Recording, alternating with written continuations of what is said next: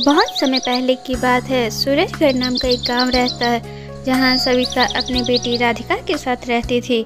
सविता के पति का देहांत हो चुका था। सविता गांव के जमींदार के घर में काम करके घर का खर्च चलाती थी। वह राधिका को पढ़ा लिखा कर कामयाब बनाना चाहती थी, इसलिए वह बहुत मेहनत से काम करती थी। एक दिन सविता राधिका के पास जाती है। राधिका बाहर चबूतरे पे बैठी होती है। सविता राधिका से कहती है, बेटी मैं काम पे जा रही हूँ। सुनकर राधिका अपनी माँ से कहती है, माँ आप आज काम पर मत जाओ, मेरे साथ घर पे रहो, आपके बिना मेरा मन नहीं लगता।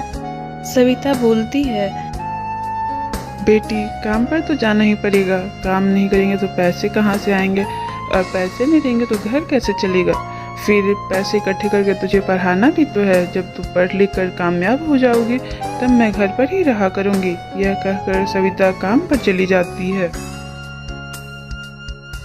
दोपहर का समय था। राधिका घर पर सो रही थी।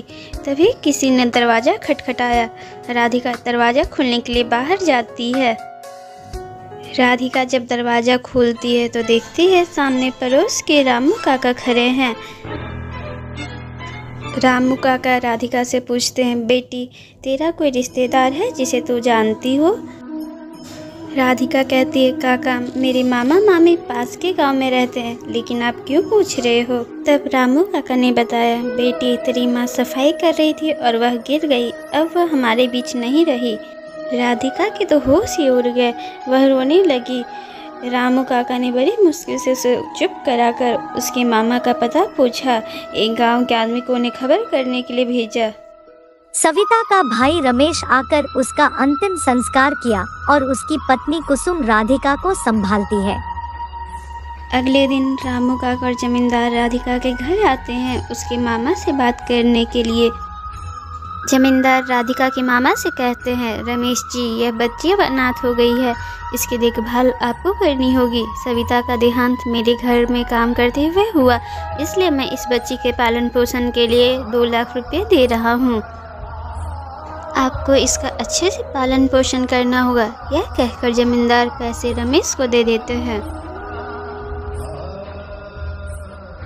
रमेश जमींदार से कहता है, मैं इसका अच्छे से पालन पोषण करूंगा, आप चिंता ना करें। रामू काका राधिका से कहते हैं, बेटी तुम अपना ध्यान रखना और अच्छे से रहना। अगले दिन रमेश अपनी पत्नी कुसुम और राधिका को लेकर अपने घर आ जाता है। राधिका को वहाँ बिल्कुल भी मन नहीं लग रहा था। वह अपनी माँ को याद करती रहती और दिन रात अकेले बैठ के रोती रहती थी। एक दिन की बात है, राधिका चुपचाप सोफे पे बैठी रहती, तभी उसकी मामी आती है, उसे कहती है, राधिका जो होना था सो हो गया, उसे भूल जाओ। ऐसे कब तक अकेले बैठ के तुम रोती रहोगी? अब मेरे घर के कामों में मदद किया करो। राधिका चुपचाप उनकी बात मान लेती है। एक दिन राधिका अपनी मामा के पास जाती है उनसे बात करने के लिए। राधिका अपनी मामा से कहती है, मामा मैं स्कूल घर जाऊंगी, मैं पढ़ना चाहती हूँ, मुझे नौकरी करनी है, माँ का सपना था मुझे नौकरी करते हुए देखना। रमेश ये सुनकर गुस्से से बोलता है, हाँ तेरी माँ ने तो बहुत पैसे छोड़ दिए तेरे लिए, जो तुझे स्कूल भेजो, चुपचाप घर में रहना है तो रह, नहीं तो वापस अपने गाँव चली जा। यह सुनकर राधिका चुपचाप वहाँ से चली जाती है। रमेश और कुसुम राधिका के पैसे हड़प चुके थे, अब वह राधिका से पीछा छुड़ाना चाहते थे। कुसुम राधिका से घर का सारा काम करवाती, ठीक से उसे खाना भी नहीं देती थी। राधिका अपने मामा मामी के अत्याचारों से बहुत दुखी हो गई थी। वह अकेले में रोती रहती। अब वह अपने मामा के घर में नहीं रहना चाहती थी। वहाँ एक दिन वह घर छोड़कर चली जाती है। वह अपने गांव जाना चाहती थी, लेकिन चलते चलते शहर पहुंच गई। उसे कुछ भी समझ नहीं आ रहा था कि कहाँ जाए, क्या करे। उसे बहुत भूख भी लग रही थी। राधिका सड़क किनारे बैठकर रोने लगती है। इस अनजान शहर में उसे कुछ भी समझ नहीं आ रहा था कहाँ जाए। तभी उसके पास एक बुढ़िया माई आती है। वो राधिका से पूछती, बेटी क्या बात है, यहाँ अकेले बैठकर क्यों रो रही हो? राधिका बुढ़िया माई को अपना सारा बात बता देती है। बुढ़िया माई ने कहा, मैं भीख मांग कर गुजारा करती हूँ, तो भी मेरे साथ भीख मांग और मेरे पास ही मेरी छोटी सी झोपड़ी है, वहीं रह लेना। अगले दिन से राधिका बुढ़िया माई के साथ भीख मांगने लगती है। उसे यह काम पसंद नहीं था, लेकिन मजबूरी में करना पड़ता था। एक दिन राधिका भीख मांगते मांगते अस्पताल के पास पहुंच गई। वह अस्पताल के अंदर चली जाती है। उसे वहाँ एक डॉक्टर मिलते हैं। डॉक्टर उनसे पूछते हैं, बेटी तुम्हें क्या परेशानी है? राधिका कहती है, डॉक्टर अंकल मैं बिल्कुल ठीक हूँ, मुझे तो आपके जैसा डॉक्टर बनना है, मुझे डॉक्टर बना दीजिए। डॉक्टर राधिका से पूछते हैं, बेटी तुम कौन हो और डॉक्टर क्यों बनना चाहती हो? राधिका उन्हें अपनी सारी बात बता देती है। डॉक्टर राधिका को लेकर अपने घर आ जाते हैं। घर आने के बाद वे अपनी पत्नी कुमुद को आवाज़ लगाते हैं। उनकी आवाज़ सुनकर कुमुद आ जाती है।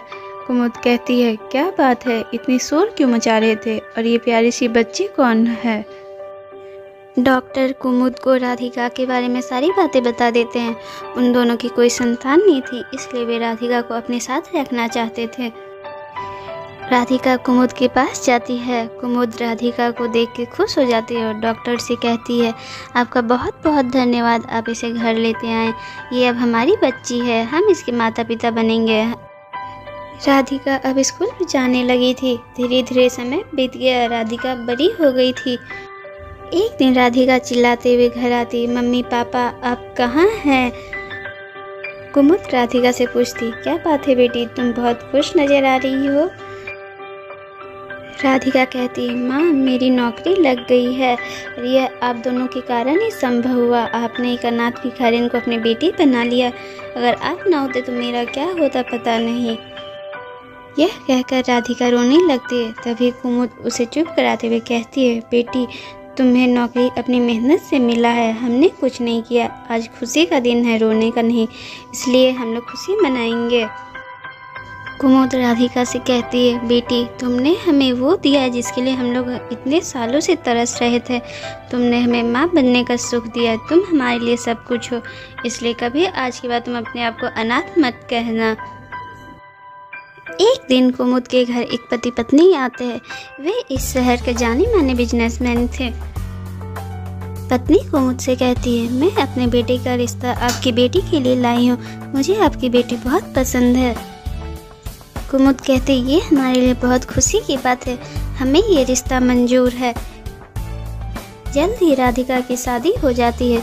इस तरह से राधिका के जीवन में उसकी माँ बाप की कमी दूर हो जाती है और डॉक्टर और उसकी पत्नी के जीवन में बच्चे की कमी दूर हो जाती है।